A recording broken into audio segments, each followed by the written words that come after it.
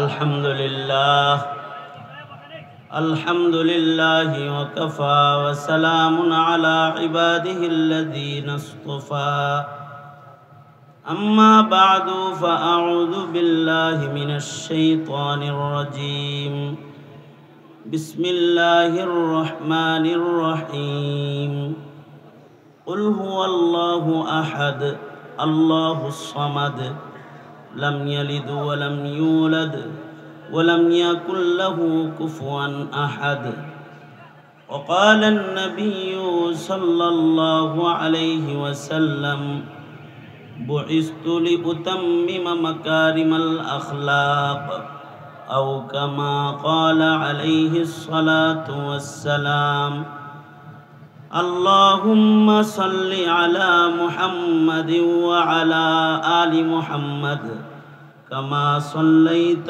على إبراهيم وعلى آل إبراهيم إنك حميد مجيد اللهم بارك على محمد وعلى آل محمد كما باركت على إبراهيم وعلى آل إبراهيم إنك حميد مجيد আলহামদুলিল্লাহ। বৈষম্য বিরোধী ছাত্র জনতা এবং ওলামায়ে কেরাম অত্র এলাকার যারা রয়েছেন তাদের যৌথ উদ্যোগে আয়োজিত মহতি দোয়া মাহফিলের মহতারাম সাদার, মহতারাম সভাপতি, উপস্থিত হজরত বুজুর্গ ওলামায়ে কেরাম, সম্মুখপানে সমবেত দিন প্রিয়, ইসলাম প্রিয়, দিনদার ইমানদার মুমিন মুসলমান ভাইরা, পর্দার আড়ালের মা বোনেরা, বিশ্বজগতের মালিক, বিশ্ব প্রতিপালকের বিশ্ব দরবারে কালিমাত শকর যে মহান রব্বুল আলামিন এই মধ্য রজনী প্রায় 11:30টারও বেশি বেজে গেছে, এ পর্যন্ত হাজার হাজার কোরআন প্রেমিক, দিন প্রেমিক, ওলামা প্রেমিক মুমিন মুসলমানরা একত্রিত বসে থাকার তৌফিক আল্লাহ তাআলা দান করেছেন যাদেরকে, তারা সকলে মিলে, আমরা সবাই মিলে শুকরগুজার হই মহান মালিকের, শুকরিয়া আদায় করি আলহামদুলিল্লাহ। এই তো 3 মাস আগে কোনাবাড়িতে যদি আমারও আসতে হইতো তাহলে ওসি সাহেবের পারমিশন নিয়ে আসতে হইতো, উনি অনুমতি না দিলে মাইক খুলে নিয়ে যেত। এমন বহু মাহফিল ইন্তজাম হয়েছে, সকালবেলায় আমাকে মানা করা হয়েছে, ওসি সাহেব আপনাকে আইতে মানা করছে। ওলামা পরিষদের মাহফিল হয়েছে কোনাবাড়িতে, সেখানে আমাকে আসতে দেয়নি। এরকম বহু মাহফিল আছে, কিন্তু আল্লাহ তো একজন আছেন, তিনি এখন ওসি সাহেবের অবস্থা এমন করেছেন যে এখন ওলামায়ে কেরামের অনুমতি নিয়ে দোয়া কালাম পড়ে বসতে হয়। এই সব কিছু একজন করেন, তিনি কে? আমার অত্যন্ত মহাব্বতের স্নেহের ছোট ভাই, যোগ্য মুফাসসিরে কোরআন মুফতি আব্দুর রহিম আল মাদানী গুরুত্বপূর্ণ নসিহা করেছেন, আরও হযরত উলামায়ে কেরাম কথা বলেছেন। মাঝরাত্রি হয়ে গেছে, এখন আর লম্বা কথার জরুরত নাই। এই কারণে আমি সূরাতুল ইখলাস পড়েছি, যে আমি একবার পড়লে আপনারা শুনলেও যেন 10 পারা কোরআন পড়ার সওয়াব হয়। নবীজির একটা হাদিস পড়ছি, কিছু কথা খুব সংক্ষেপে। আল্লাহ তাআলা আছেন না নাই? আল্লাহ আছেন না নাই? এখনকার সময়ের মুমিনদের মনে প্রশ্ন, প্রকাশ্য প্রশ্ন তাদের,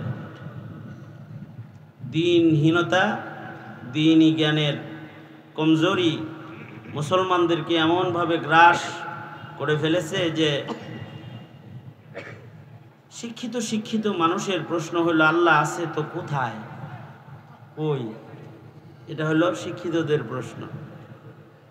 এই প্রশ্নের উত্তর তাদেরকে না বোঝানোর কারণে অথবা এই প্রশ্ন তাদের মাথায় আসার কারণে তারা বিজ্ঞ অভিজ্ঞ শিক্ষাবিদ নামে চলাফেরা করলেও এরা মূর্খের দলে গিয়ে তারা নাস্তিক মুরতাদ হয়ে মুসলমানের ঘরে জন্মগ্রহণ করে তারা বেদিন হয়ে কবরপথের যাত্রী।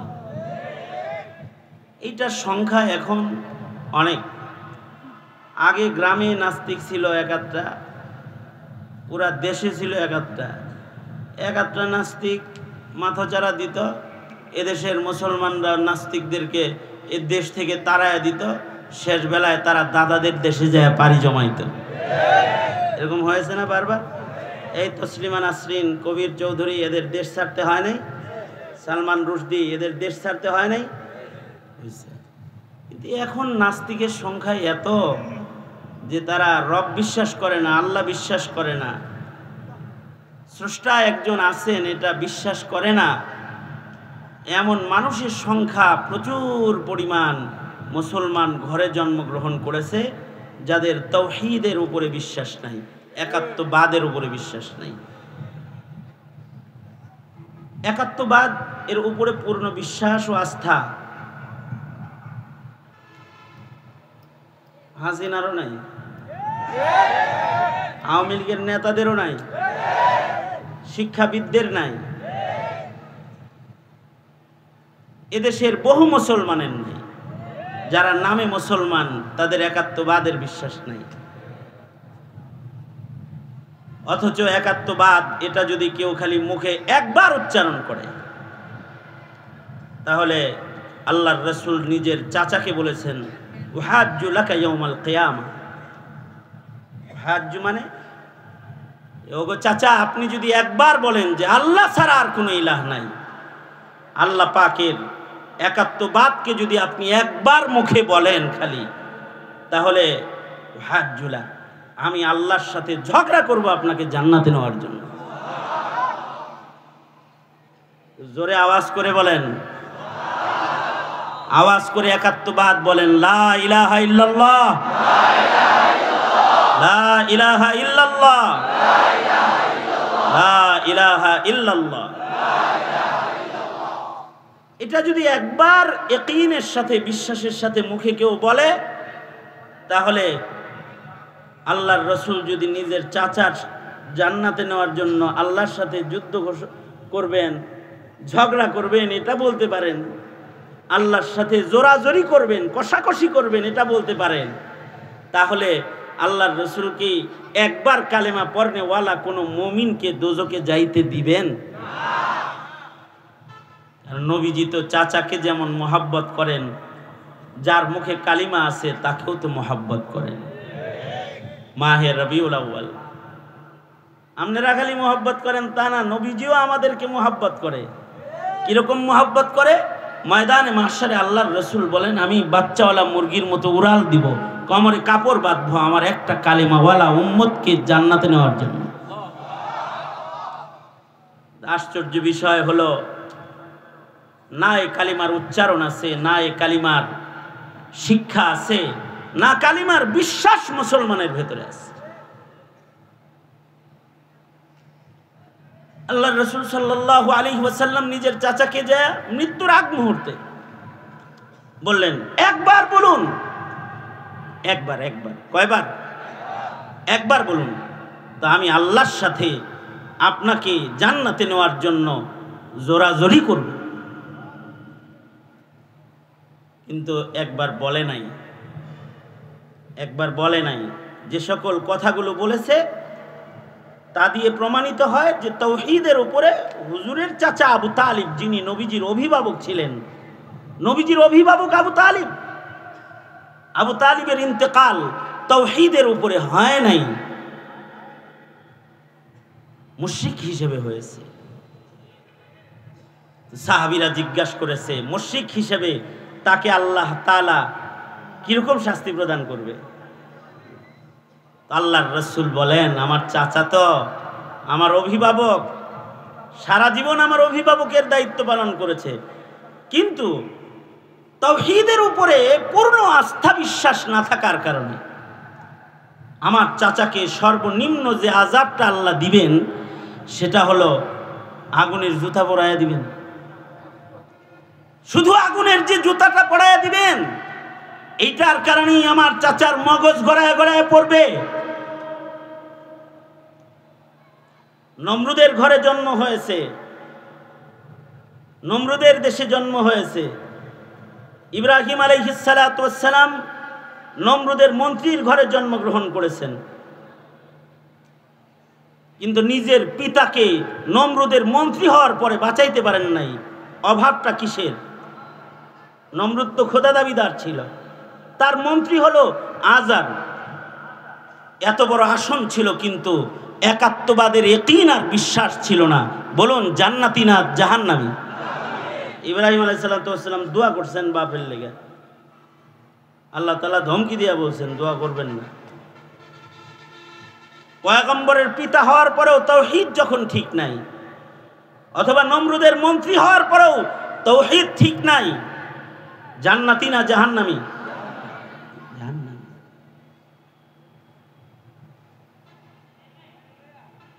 নূহ আলাইহিস সালাতু ওয়াস সালামের সন্তান হওয়ার পরেও, নূহ নবীর সন্তান, নূহ পয়গম্বরের সন্তান, নূহ আলাইহিস সালাতু ওয়াস সালামকে দ্বিতীয় বাপ বলা হয়।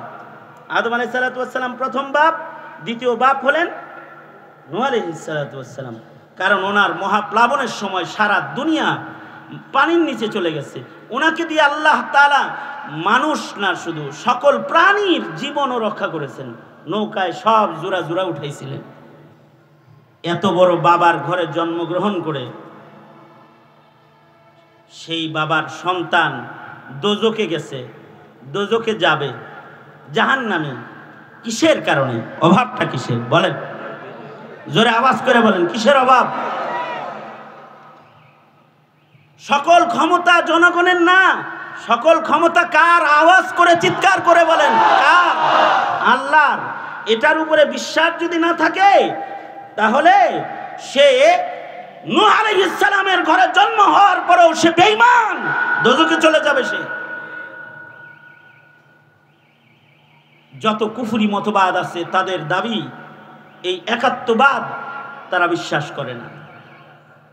আল্লাহ পাকের শক্তিকে তারা বিশ্বাস করে না। তাসদিক বিল্লাহ বিজামি সিফাতিহি, যেটা এই বিশ্বাস তাদের নাই।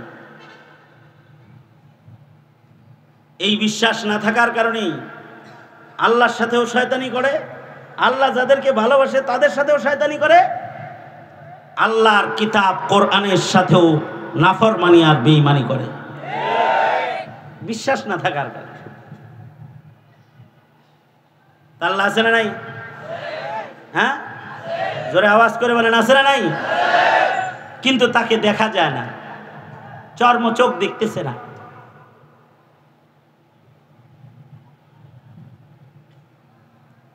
এবং আল্লাহ কয়জন বলেন তো? জোরে আওয়াজ করে বলেন, কয়জন? আল্লাহ কয়জন? ওয়াল্লাহু আহাদ, তিনি একজনই। তিনি আছেন, তাকে মানতে হয়, দেখা যায় না। এই জিনিসটা নিজের বাচ্চাদেরকে বুঝায়েন যে আল্লাহ আছে। নিজের ছেলেরে আলেম না বানাইতে পারেন, কমাস কম বুঝায়েন আল্লাহ আছে। এইটা যদি বুঝান, তাহলে আলেমের সাথে বেয়াদবি করবে না, আলেমের সাথে বেয়াদবি করবে না, ধর্মের সাথে অধ্যত্বের আচরণ করবে না, নাস্তিক হবে না, মুরতাদ হবে না। এটা বুঝান যে আল্লাহ আছে। আল্লাহ যে আছে এটা কোরআন হাদিস দিয়ে বোঝান লাগবো। অফি আনফুসিকুম আফালা তুবসিরুন, আল্লাহ যে আছে এটা আল্লাহ পাকের সৃষ্টি। আল্লাহ পাকের সৃষ্টির দিকে তাকায় একটা বে আকল বে এলেমও বুঝবে আল্লাহ একজন আছে। ইলিম লাগবে না, আকল দিয়াও যদি খালি ফিকির করে, নিজের দিকে তাকায়, তাহলেও বুঝবে আল্লাহ আছে। কারি তৈয়ব সাহেব রহমতুল্লাহ আলাই, হাকিমুল ইসলাম কারি তৈয়ব সাহেব রহমতুল্লাহ আলাই, উনি বলছেন যে মানুষের দেহের ভিতরে, এই সায়েন্স বলে মানুষের দেহে আগুন আছে, বাতাস আছে, পানি আছে, মাটি আছে, মানুষের দেহে আছে। কোরআনও বলে, হাদিসও বলে। কিন্তু এই চারটি ধাতু যেটা, এইটা হলো একটা আর একটার বিপরীত। যেখানে পানি থাকবে সেখানে আগুন থাকবে না। আগুন যদি কোথাও থাকে লাগে, তখন এটা নিভানোর জন্য কি ব্যবহার করে? হ্যাঁ, পানি ব্যবহার করে। বাতাস যদি বেশি প্রবল হয়, মাটি ও পানি সেখান থেকে বাতাসে সরে যায়। একাত্রিত হওয়ার জিনিস না এটা। পৃথিবীর সকল বিজ্ঞান মিলে এটাকে একাত্রিত করতে পারবে না।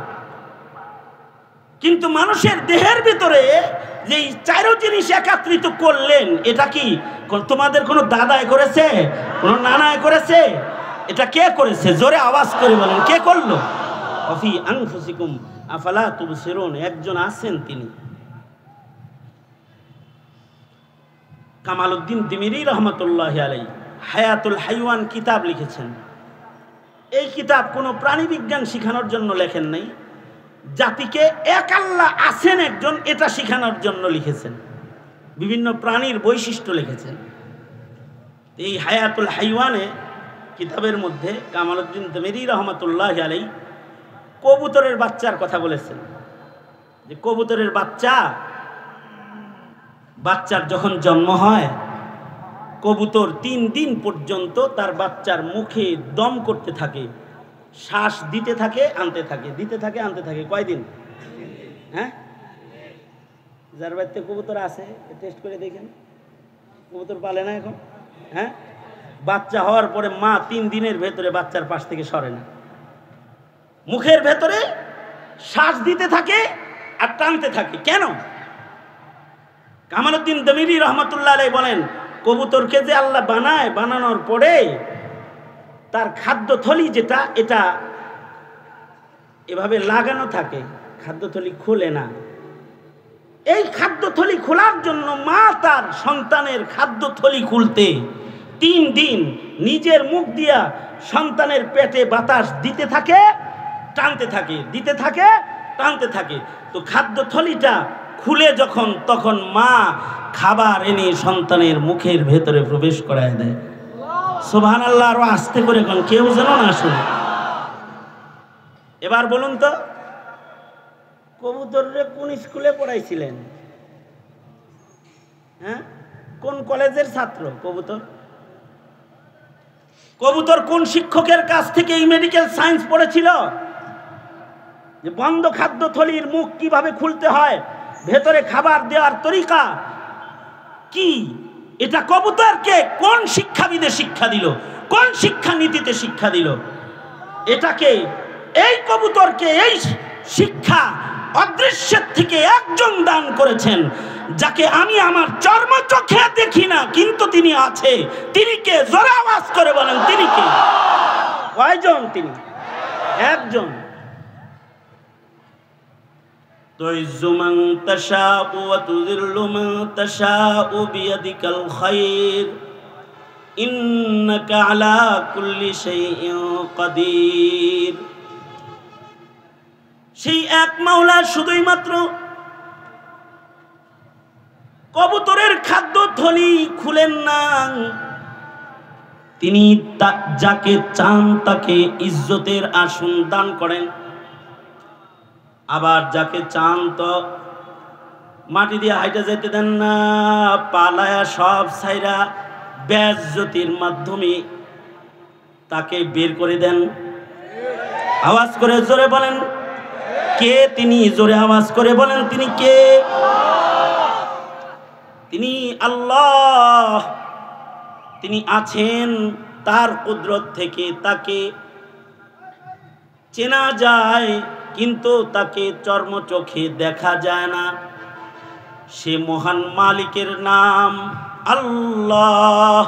কুল হুয়াল্লাহ আহাদ। তিনি একক।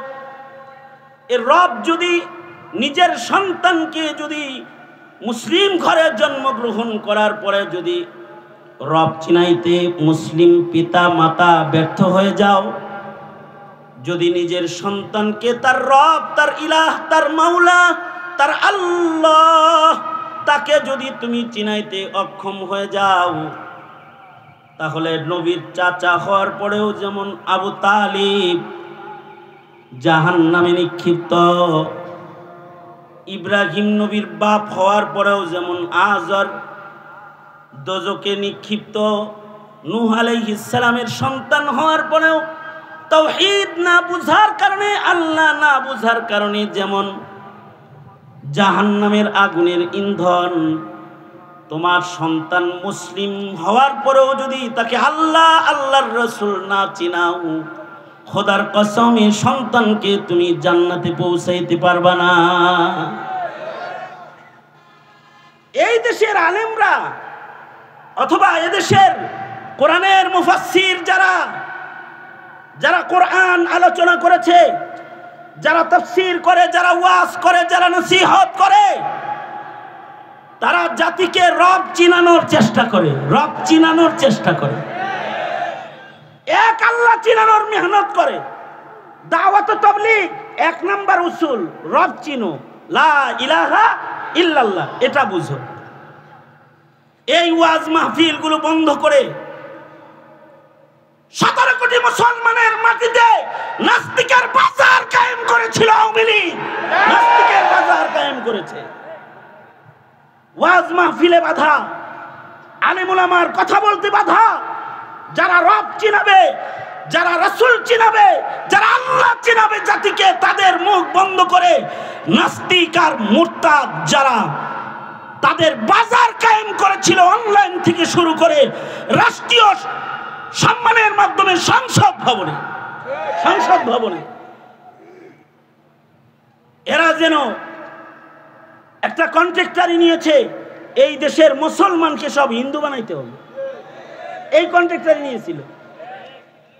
যদি পারতো কোনো আইন করতে, তাহলে নুনু কাটা বন্ধ করে দিত তোমাকে, কিন্তু এটা করে নাই। কৌশলে চেষ্টা করেছে যে তুমি নুনু কাটাইলেও যেন তাকে রব চিনাইতে না পারো, রাসূল চিনাইতে না পারো, কোরআন চিনাইতে না পারো।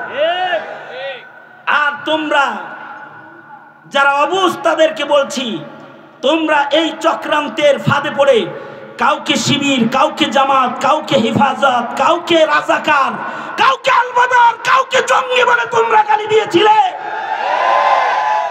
অথচ এদেশের উলামায়ে কেরাম না জাতির রক্ত নিয়ে খেলা করেছে, না জাতির চেয়ার নিয়ে টানাটানি করেছে। তবে এখন বাংলাদেশের যেখানে যাচ্ছি তারা বলতেছে, হুজুর নৌকাও দেখেছি, ধানের শীষও দেখেছি, সবকিছু দেখেছি, এবার কোরআনের রাজত্ব দেখতে চাই। কোরআনের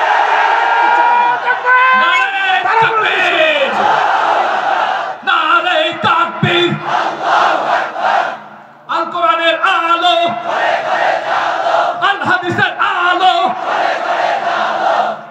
সুতরাং আমার কথা একটাই, সূরাতুল ইখলাস পড়েছি, আল্লাহ চিনান। আল্লাহ নিজেকে চিনাইতে বলেছে তার রাসূলকে, রাসূলকে বলতেছে, রাসূল আপনি বলুন আমার কথা। আমিও আপনাদেরকে বলছি, হাজারো ঘর থেকে হাজার মুসলমান এখানে এসেছেন, আপনাদের শিক্ষা সিলেবাস কোরআন শূন্য, দ্বীন শূন্য, ইসলামী ইতিহাস ঐতিহ্য শূন্য, আপনাদের শিক্ষা সিলেবাস সিরাত শূন্য, সাহাবায়ে কেরামের পরিচয় শূন্য, ইসলামের তাহজিব তামাদ্দুন শূন্য। আপনাদের শিক্ষা সিলেবাসকে এই বিগত দিনের শিক্ষা মন্ত্রীর দায়িত্ব যারা পালন করেছে, তারা এটাকে নাপাক বানিয়ে দিয়ে গেছে, নাপাক বানিয়ে দিয়ে গেছে। শুধু যদি এদেশের কোটি কোটি মুসলমান, 17 কোটি মুসলমানের ঘরে জন্মগ্রহণ করা সন্তানদের ঈমান ঠিক করতে চান, তাহলে এই শিক্ষা মন্ত্রণালয়ের মসনদ নাস্তিকের মুরতাদের দলের সদস্য যারা, ইহুদ নাসারার দালাল যারা, তাদের কাছে ছেড়ে দেওয়া যাবে না, তাদের কাছে ছেড়ে দেওয়া যাবে না। সুতরাং সকলকে ঐক্যবদ্ধ প্ল্যাটফর্মে দাঁড়িয়ে আল্লাহ তাআলা আমাদেরকে যে জিম্মাদারি পালন করার মহা সুযোগ বাংলাদেশকে দ্বিতীয়বারের মতো মুক্তিযোদ্ধার সন্তানদের রক্তের বিনিময়ে স্বাধীন করে যে সুযোগ আল্লাহ দান করেছেন, এই নিয়ামতের শুকরিয়া আদায় করার জন্য সর্বোচ্চ তৈয়ারি সবাই রাখতে হবে। রাখতে পারবেন তো ইনশাআল্লাহ? আল্লাহ আমাদেরকে এই তৌফিকটা দান করুন। এটা হলো একটা বিষয় যে ইমানের গুরুত্বপূর্ণ জায়গাগুলো আমরা আমাদের সন্তানরা শুনল। এই বিষয়ে যদি আমি আলোচনা করতে যাই তাহলে এর উপরেও তো আমার অনেক লম্বা সময় লেগে যাবে। তো এই পর্যন্ত যাব না, শুধু আমি এইটুকুন বললাম যে আমাদের সন্তানরা আল্লাহ রসুল চিনে না। এখন আর একটা বিষয় হলো, মানুষকে আল্লাহ তাআলা সর্বোত্তম সূরত যেমন দান করেছেন, মানুষকেই আল্লাহ তাআলা সর্বোত্তম সিরত দান করেছেন। আল্লাহ তাআলা মানুষকে সবচেয়ে সুন্দর করে বানাইছেন। মানুষের চাইতে সুন্দর কিছু আল্লাহ বানান নাই।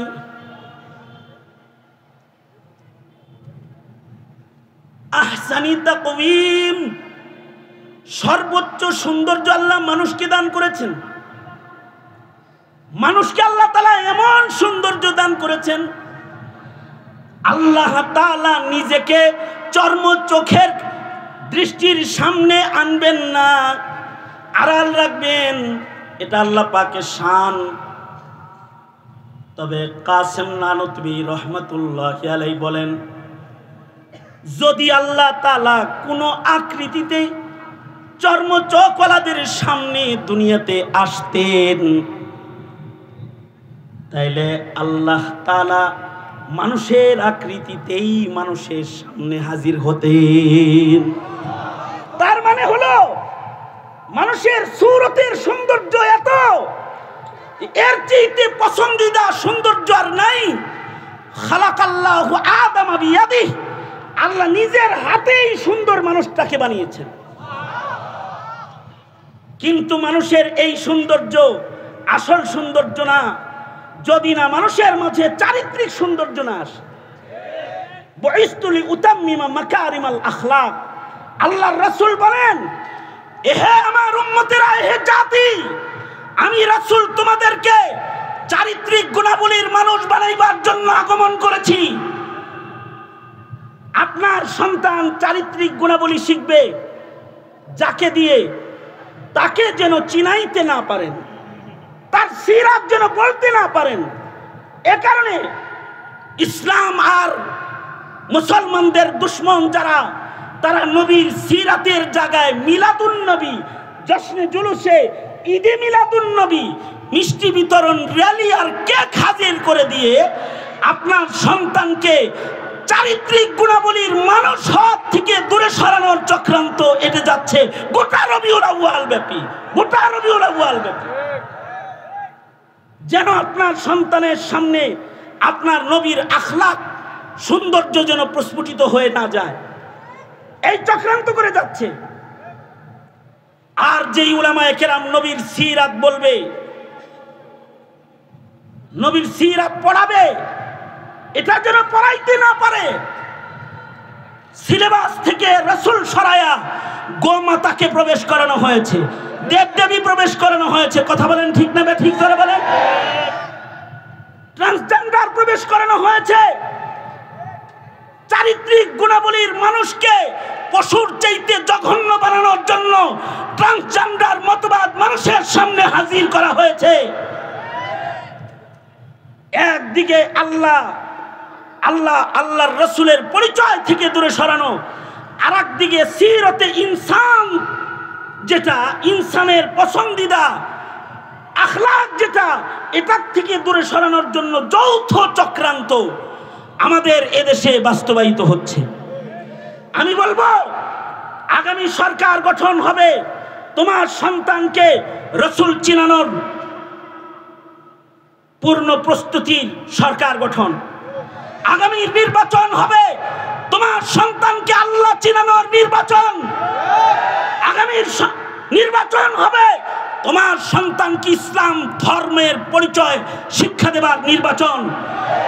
আগামীর সরকার গঠন হবে এদেশের মুসলমানের তাহজিব, তামাদ্দুন আর ঈমান আকীদা সংরক্ষণ করার আন্দোলন। আন্দোলন আন্দোলন আন্দোলন, ঠিক কিনা করে আওয়াজ করে বলে, এটা হবে আন্দোলন। সঙ্গত কারণে আমরা বলে দিয়ে যাচ্ছি, সামনের প্রতিটি কদম হুঁশিয়ার কদম বাড়াও, নচেত কিন্তু প্রজন্মের ভেতরে ইমানদার নামে থাকলেও ইমানদার পরিচয়ের কবরের যাত্রী তালাশ করে পাবা না তোমরা। সুতরাং আমরা সোচ্চার থাকবো ইনশাআল্লাহ। বলুন, দাওয়াত ও তাবলীগকে সহযোগিতা করুন।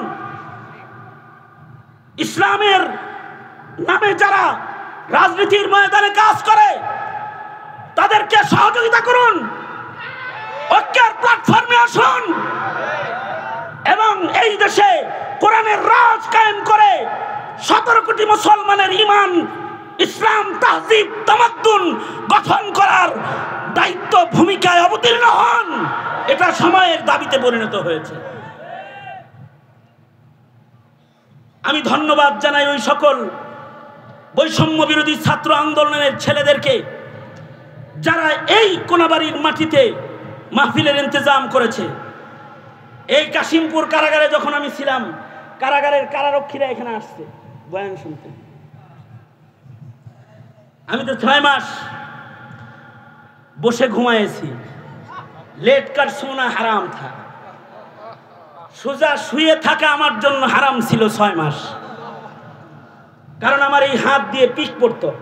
এখানে কারারক্ষীরা যারা আসছে ওরা জানে, আমার এক হাত থাকতো গলায় ঝুলানো, আর এক হাতে হ্যান্ডকাপ টানাটানির দাগ এখনো আছে। যন্ত্রণা নিয়ে এখানে বসে থাকতাম।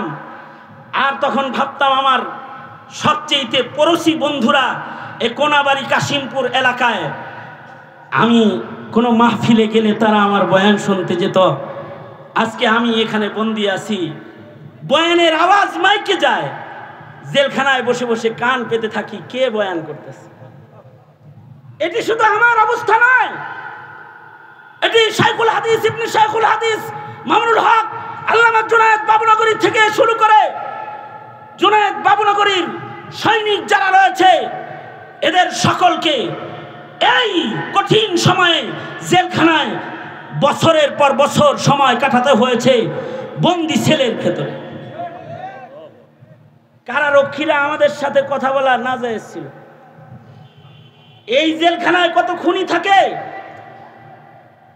কত সন্ত্রাসী থাকে, কত আন্ডারওয়ার্ল্ডের বড় বড় অপরাধীরা থাকে। তারা জেলখানার যখন ছুটির টাইম হয়, সবাই যখন ভেতরে আটকানো হয় তখন তারা ব্যাডমিন্টন খেলে। আর উলামায়ে কেরামকে 24 ঘন্টা সেলের ভেতরে আটকায় রেখে নির্যাতন করা হয়েছে বছরের পর বছর। অপরাধ কি উলামায়ে কেরামের? অপরাধ হলো উলামায়ে কেরামের, তারা এ জাতিকে তাওহীদ চিনায়, রিসালাত চিনায়, ইসলাম চিনায়, কোরআন চিনায়। এটাই অপরাধ। সুতরাং এ জাতি সতর্কতা লাগবে। এই ছাত্র জনতা যারা মাহফিলের মাধ্যমে কিছু তাওহীদের আলোচনা, কিছু রিসালাতের আলোচনা আপনাদের কানে দেওয়ার প্রয়াস যারা করেছে তাদের উত্তরোত্তর উন্নতি কামনা করছি। আপনারা দেখেছেন বন্যায় ক্ষতিগ্রস্তদের সহযোগিতা এবং বৈষম্য বিরোধী ছাত্র আন্দোলনে যারা শহীদ হয়েছে, জীবন দিয়েছে, তাদেরকে আর্থিক সহযোগিতা করার মানুষে আজকের এই সম্মেলন এটা আয়োজন করা হয়েছে।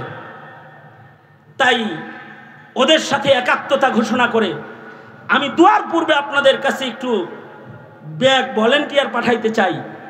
আপনারা ওদের এই সুউদ্যোগ, ক্ষতিগ্রস্ত মানুষের পাশে দাঁড়িয়ে মানবতার কল্যাণে মানবিক আদর্শ যেটা তারা বাস্তবায়ন করতে চায়, এর সাথে দোয়ার আগে আপনারা একটু সামিল হইবেন। রাজি আছেন না ইনশাআল্লাহ? আপনারা ওদের পক্ষে না বিপক্ষে? ওরা কোরআনের কথা বলতে চায়, কোরআন শোনাইতে চায়, পক্ষে না বিপক্ষে। ওরা মজলুমের পাশে দাঁড়াতে চায়, ক্ষতিগ্রস্তদের পাশে দাঁড়াতে চায়। আপনারা পক্ষে না বিপক্ষে? কারা কারা পক্ষে আছেন হাত তোলেন, ধরা হাত তোলেন, সোজা করেন, মুট করেন, জোরে বলেন বিসমিল্লাহ। আর একটু আস্তে করে কোন বিসমিল্লাহ, জোরে আওয়াজ করে বলেন বিসমিল্লাহ। এবার পকেটে হাত দেন, যার পকেটে যা আছে বাইর করেন। আর ছাত্র ভলেন্টিয়াররা তোমরা একটু 5 মিনিটের ভেতরে একটু চক্কর লাগায় দাও। এই চক্করটা শেষ হয়ে গেলেই